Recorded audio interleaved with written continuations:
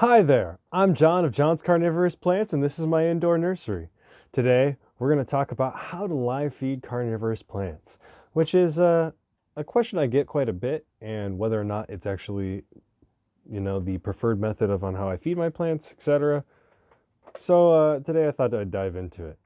So live feeding refers to actually feeding carnivorous plants live insects, which can range from anything from mealworms to freeze-dried bloodworms to any bug you find around the house that's something that you can fit in its trap. Now, what I mean by trap is every carnivorous plant has an adaptation. So like with the sundew, it's these sticky little pads. Or for a Venus flytrap, it's the aforementioned fly trap that is shedding clothes on insects.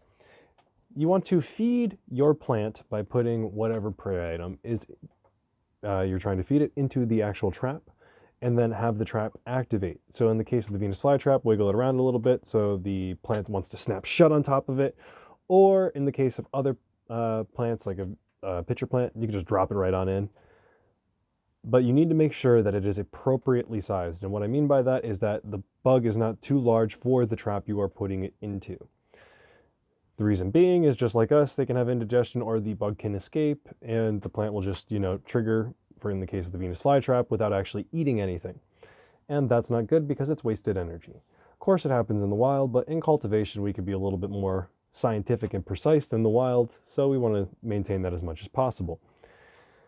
Depending on what kind of prey item you give your plant, it will digest that within usually a few days to, in the case of some other plants, maybe potentially a week to a month or so.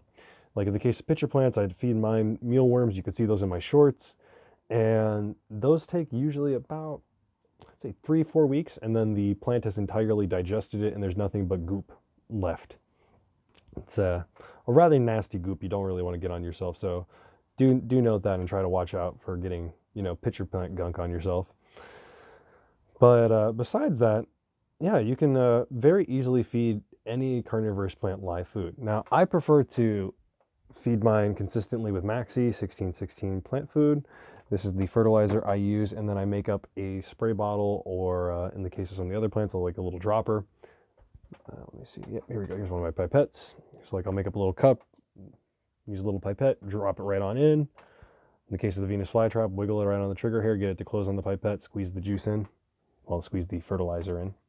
And that is generally on how I go about feeding my plants. Now, since I have so many, it's not really feasible for me to live feed, but if you have just 1 or 2 plants, it's very easy to let your plant just go. And in your indoor environment, if you have, 1 or 2 fruit flies or whatever that it catches per month, that's more than enough. You don't need to supplement it. But in the case of me, I got, thousands of carnivorous plants growing around me. So I kind of got to use something a little more feasible. So that's my little guide to you live feeding. If you want more information on how to live feed, I literally have all kinds of different shorts you can watch of me feeding all of the individual plants. Like there's ones for Venus flytraps, there's ones for Nepenthes, all kinds of stuff. I highly suggest going to my channel and searching, and you'll be able to see exactly how I live feed every one of my plants.